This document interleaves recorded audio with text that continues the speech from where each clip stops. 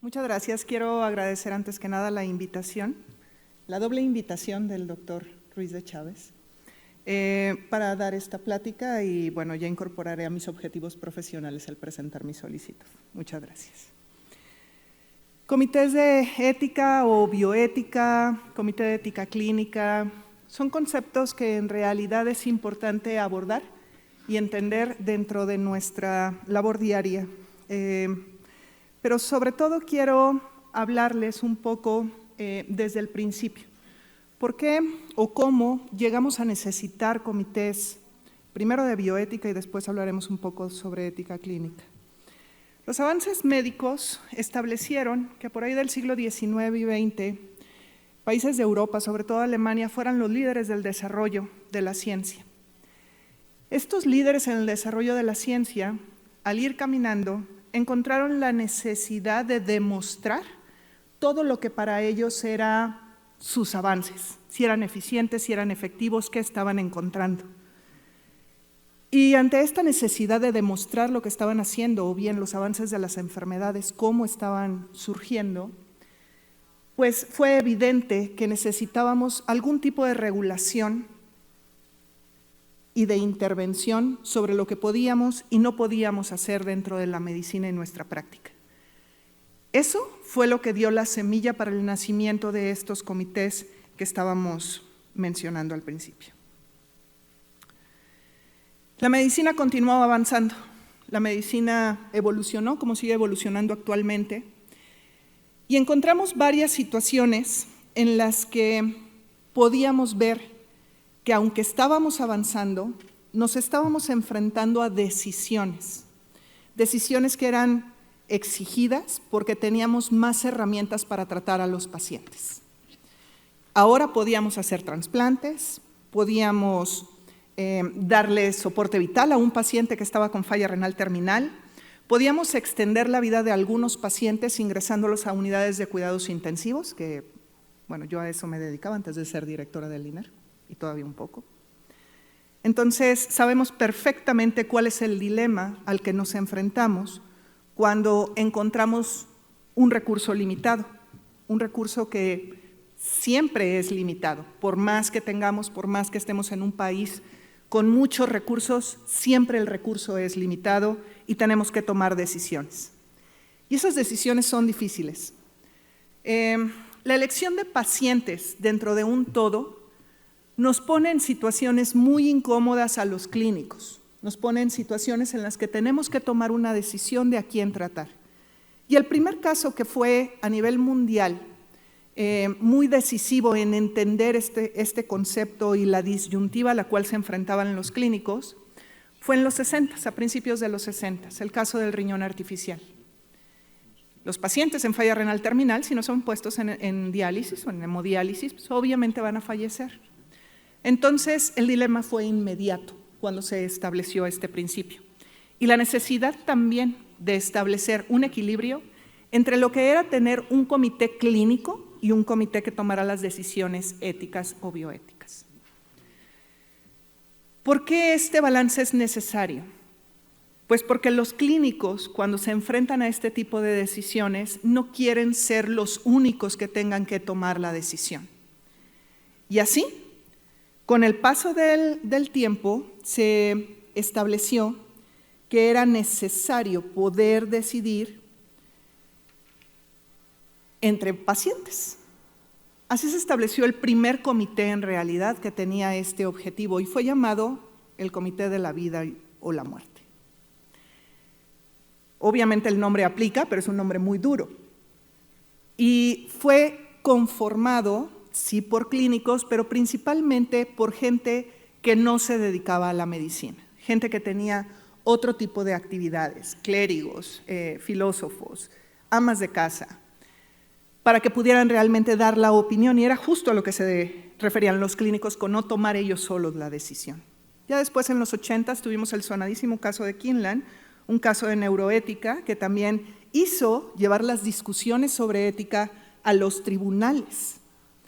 Sí, en el caso de Kienle, un caso de una joven en un estado vegetativo por la cual se solicitaba ser desconectada del apoyo extraordinario, Los tribunales decidieron a favor de desconectarla, pero también dijeron algo muy importante. Esta discusión no debe ser llevada hasta acá. Debe ser exclusivamente cuando ustedes no se pongan de acuerdo dentro de los hospitales y dentro de los comités que deben estar formados. Y cuando un tribunal dice eso, pues es una sugerencia, pero casi una indicación. Y entonces surgieron realmente los comités. Y ahí es donde tenemos varios tipos de comités. La UNESCO reconoce 4 tipos específicamente. Hay comités a nivel nacional, hay comités que se dedican a la política pública, hay comités de ética clínica exclusiva, que eso es algo que ha aplicado recientemente y ha tenido mucha relevancia. Todos dentro de la bioética y la ética clínica tomando cada vez más relevancia. Unos 50 años después, en la época actual, podemos decir que ya existen comités nacionales en más de 50 países que hacen realmente la unificación de cómo se lleva la ética y la bioética en cada una de sus naciones. En nuestro país, pues obviamente está la Comisión Nacional de Bioética, que coordina más de 1,350 comités hospitalarios de bioética. Además, tiene la función, sí, de coordinar a los comités de ética en investigación, los cuales fueron, si ustedes recuerdan la primera diapositiva, prácticamente el origen de la necesidad de tener estos comités, por lo cual son realmente importantes. Pero, ¿y sus funciones reales dentro de los hospitales? Es decir, el hecho de que haya un comité hospitalario de bioética ¿lleva al clínico operativo a tener la asesoría que necesita? No necesariamente. Todo depende de cómo funcionen. Otra cosa que me gustaría comentarles sobre mí es que, como un año antes de la pandemia, el director del hospital en ese momento, el doctor Salas, me honró con solicitarme ser la presidenta del Comité de Ética del INER, de Bioética Hospitalaria del INER. En ese momento yo era más operativa que otra cosa, aunque era la jefa de áreas críticas. Y al entrar al comité me di cuenta del poco contacto que existía en realidad con el médico de a pie, con el que lleva todos los días los casos, se enfrenta en la terapia intensiva, se podrán imaginar, todos los días con dilemas éticos, pero de la poca asesoría real que tiene para tomar sus decisiones.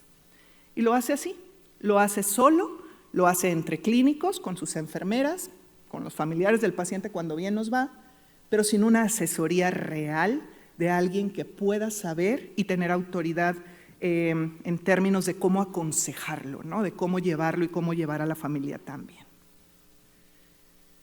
Y entonces, pues sí, es necesario, ¿no? Es necesario este contacto. ¿Cómo lo favorecemos? ¿Cómo hacemos para que en realidad esto suceda? Pues el Comité Hospitalario de Bioética debe de asumir un rol que no siempre es el que está escrito. Tiene que tener presencia intrahospitalaria, tiene que poder asesorar a los clínicos, tiene que hablar el idioma de los clínicos. Ya dijimos, en los comités hospitalarios de bioética hay gente que no se dedica a la medicina y hay gente que se dedica a la medicina. Todos tienen que entender el idioma clínico para poder asesorar correctamente y aconsejar correctamente a los médicos. Hay que buscar la interacción de los no médicos con aquellos que sí practican la medicina, porque de eso es de lo que estamos hablando, y viceversa, de los médicos con los aspectos no médicos del caso al cual están enfrentando.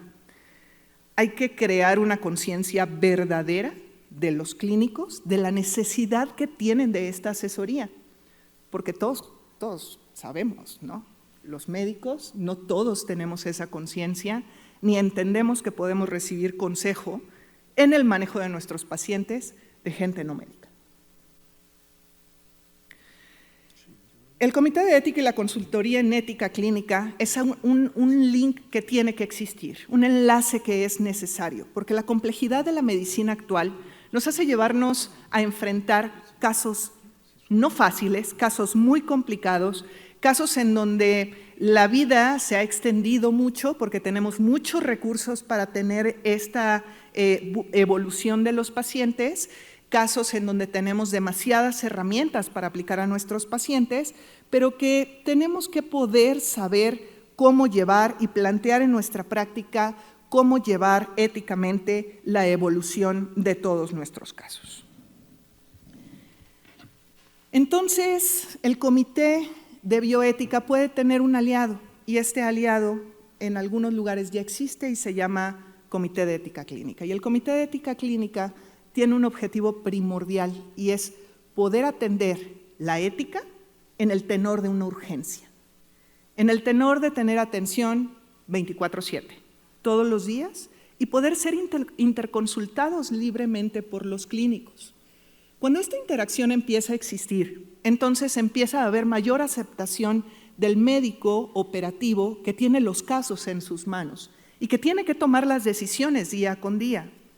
Necesita una ética activa, una ética que actúe, que a lo mejor no esté completamente segura porque no puede sentarse con un caso planeado, habiéndolo analizado, estudiado, aplicado, teniendo a todos los no médicos a su lado, aunque haya dudas, pero que sea una asesoría real a los clínicos, una asesoría cercana. Es necesaria también la parte reflexiva, ¿no? Y por eso también les pongo el balance nuevamente. Tiene que haber un comité de ética clínica que haga esta asesoría inmediata y en carácter de urgente, pero tiene que convivir con un comité hospitalario que sesione de manera pausada, reflexiva y estudiada cada uno de los casos que a lo mejor ya han sucedido. A lo mejor estos casos que son consultados no pueden ser llevados en tiempo real al comité, pero tienen que ser analizados para aprender día con día. Muchas gracias.